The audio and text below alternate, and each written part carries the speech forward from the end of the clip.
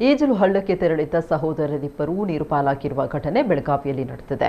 15 ವರ್ಷದ ಸಾಗರ್ ಮತ್ತು 13 ವರ್ಷದ ಪ್ರವೀಣ್ ಮೃತ ಸಹೋದರರು ಇಬ್ಬರು ಹಳ್ಳದಲ್ಲಿ ಈಜಲು ನೀರಿಗೆ ಇಳಿದಿದ್ದು, ನೀರಿಗಿಳಿದ ಪ್ರವೀಣ್ ಮುಳುಗುತೊರಗಿದ್ದಾನೆ. ಇದನ್ನು ಗಮನಿಸಿದ ಸಾಗರ್ ಆತನ ರಕ್ಷಣೆಗೆ ಧಾವಿಸಿದ್ದು, ಆತನು ಕೂಡ ನೀರಿನ ಸೆಳೆತಕ್ಕೆ ಸಿಕ್ಕಿ ಸಾವನ್ನಪ್ಪಿದ್ದಾನೆ. ಇನ್ನು ಮೃತದೇಹವನ್ನ ಸ್ಥಳೀಯರು ಮತ್ತು ಪೊಲೀಸರು ಕಾರ್ಯಾಚರಣೆ ನಡೆಸಿ ಹೊರತೆಗೆದಿದ್ದಾರೆ. ಇತ್ತ ಮಕ್ಕಳನ್ನು ಕಳೆದುಕೊಂಡ ಪೋಷಕರ ಆಕ್ರಂದನ ಮುಗಿಲು ಮುಟ್ಟಿದೆ. ಸದ್ಯ ಘಟನಾ ಸ್ಥಳಕ್ಕೆ ಭೇಟಿ ಕೊಟ್ಟ ಪೊಲೀಸರು ಈ ಬಗ್ಗೆ ಪ್ರಕರಣ ದಾಖಲಿಸಿಕೊಂಡಿದ್ದಾರೆ.